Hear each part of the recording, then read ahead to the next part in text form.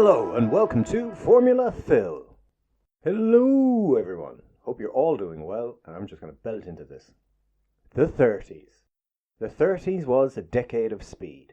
Between 1929 and the start of World War II, the outright land speed record increased a whopping 11 times. Speeds were upped relentlessly from 231 mile an hour, or 371 kilometers, to a crazy 369 mile an hour, or 593 kilometers.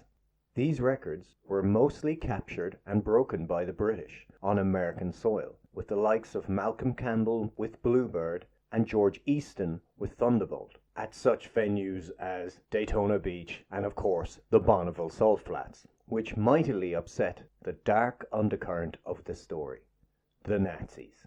Hitler was obsessed with establishing a resurgent Germany as a scientific, engineering, and sporting might, and the Nazis thought that the newly constructed Autobahns could be used for a huge PR coup. If Germany couldn't match the likes of Campbell and build the fastest automobile on earth, it would showcase its peerless motorway network by creating the undisputed fastest road car. And today, I'm going to focus on one driver of this epic battle for speed and victory, and that is Bernd Rosemeyer. Yes, I know, Bernd was in the SS, but all racing drivers were given honorary membership to the SS. You didn't have much of a choice. But look, this is about top speed attempts. Bernd won 5 F1 Grand Prix between 1935 and 1937. He was an extremely talented driver and was one of the few that could tame the Auto Union's 540 brake horsepower, 6.5 litre V16 powered Stromlinienwagen, or streamlined car. And it is in this incredible car that Rosemeyer went head to head against the Mercedes of Rudolf Caracciola in 1937 and 1938. And these two daring men began trading speed records throughout what is now known as Record Woche, or Record Week. The Auto Union was essentially an F1 car wearing a streamlined dress. It wasn't entirely designed just for land speed records, and as Bernd strove harder and harder for new records, the runs were becoming more and more dangerous. And on the 16th of June in 1937, a crosswind and wayward steering pushed his car onto the grass in excess of 200 miles an hour. After barely escaping with his life from that attempt, and on the 26th of October, he smashed through the 400 kilometers an hour barrier, or 248 miles an hour, to become the fastest man ever on public roads. On the 27th, a hose failure caused fumes to fill the cockpit at over 240 miles an hour, or around 386 kilometers. Rosemeyer somehow kept the Auto Union on the road and brought it to a stop safely, but he was lifted unconscious from the cockpit. Once recovered, while the car was being repaired, he jumped into an open-wheeled 4.9 litre car, and he went out and set flying start records over 5 kilometers and 10-mile distances. Yep. Merely hours after nearly being suffocated at velocities only pilots knew about, Rosemeyer got 3 more world records. Fearless is not the word. As the National Record Week drew to a close, he was the fastest man on public roads, and a German hero. Mercedes were furious, so angry at its failure to overthrow Rosemeyer's Auto Union during an event of national pride. Mercedes reworked the aerodynamics of Rudolph's car over the Christmas, and they did away with drag-creating radiators, and they installed a state-of-the-art ice tank to cool the W125 Recordwagen's 725 bhp supercharged V12. By the turn of 1938, Mercedes were chomping at the bit to race again. But Auto Union had a problem. They did not have the finances to match Mercedes. They hadn't even the money to close the road. In fact, during 1937, they only had enough resources to close the Autobahn in one direction. So Bernd made the odd practice speed run through traffic, which is just unbelievable. And though Rudolf and Bernd were fierce rivals, pitted against one another, it is said that Rudolf brokered a deal that Mercedes and Auto Union kept a gentleman's agreement to split the cost and share the empty straights. Rudolf later citing, "I wanted to beat him fair and square. It was almost a matter of honor." Auto Union, with limited finances, basically rebuilt their streamliner with deeper side skirts, and they brought their own ICE system that brought them only 90 seconds of running time before the engine overheated. The completely courageous Rosemeyer would be bolted under a streamline shroud, and if the V16 detonated this time, he would have no escape. The ice tank upset the car's center of gravity, and the skirting made Stromlinienwagen super slippery, but dramatically unstable. In fact, hasty wind tunnel testing showed that the slightest 6 degree of crosswind would make the car unrecoverable. But with Mercedes waiting, there was no time for redesign.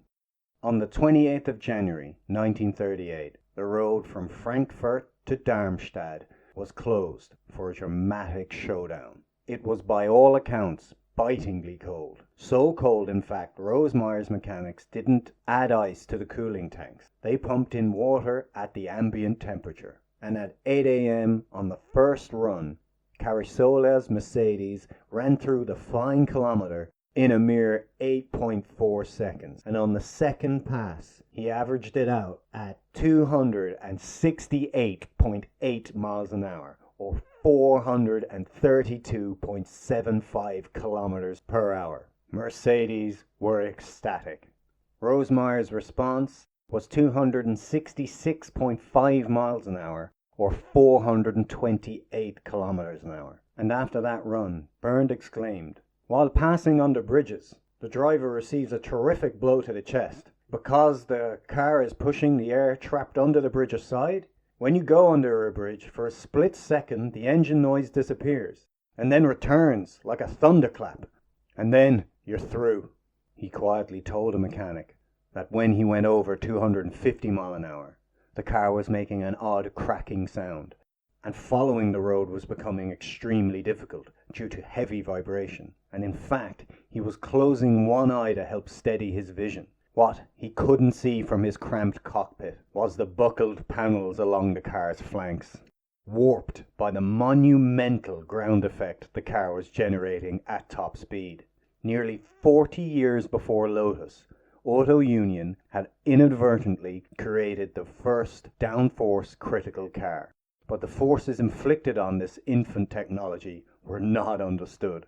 And before the mechanic investigated properly, Bernd shouted, "I'll only try once more," and accelerated south. His previous pass had been 0.02 seconds faster than the Mercedes, which would be 269 miles an hour, or 432.91 kilometers an hour. Repeating that would seal a higher average, and they would steal victory. You needed 2 runs to make the average. Bernd Rosemeyer never came back.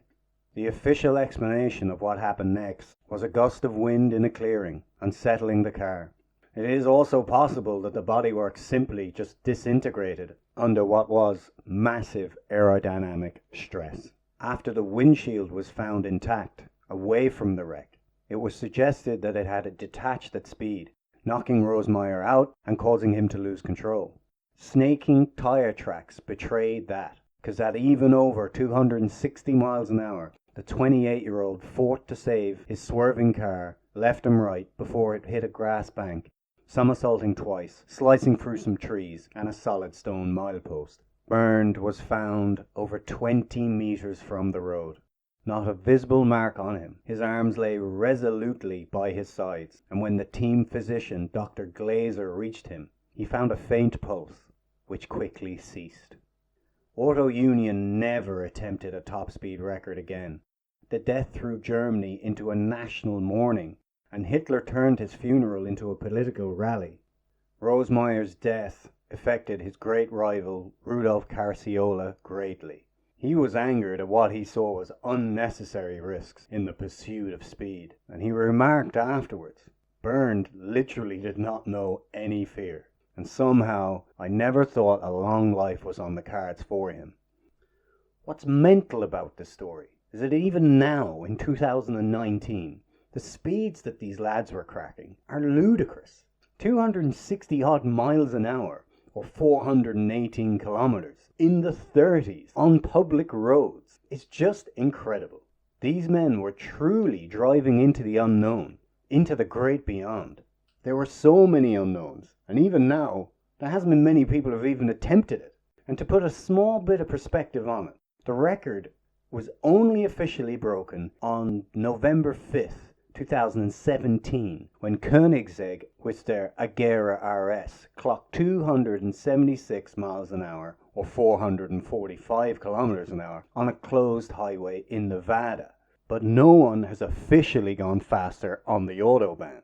And I guess I did this video and told the story because everyone kind of reveres the Campbells and the Eastons, etc., for their great exploits in the pursuit of speed. And perhaps forgets Bernd Rosemeyer and Rudolf Carciola. Perhaps because, their ties to the Nazi Party. But either way, their absolute fearlessness and dedication to push the envelope should be known and spoken with the same love and revere as the other land speed record holders. Rosemeyer paid the ultimate price for his pursuit of speed, and that should not be forgotten. And that's it. That's all we have time for today. I really hope you enjoyed this epic story. In fact, I had great fun researching it. I'll put a list of my sources in the description below, and you can check out some figures and details of the cars and the men involved. Big shout out to my Austrian friend who helped me pronounce the German words, or perhaps I still butchered them. And shout out to all you folks who still are listening and watching. Please like and subscribe if you haven't already. Much love and good luck.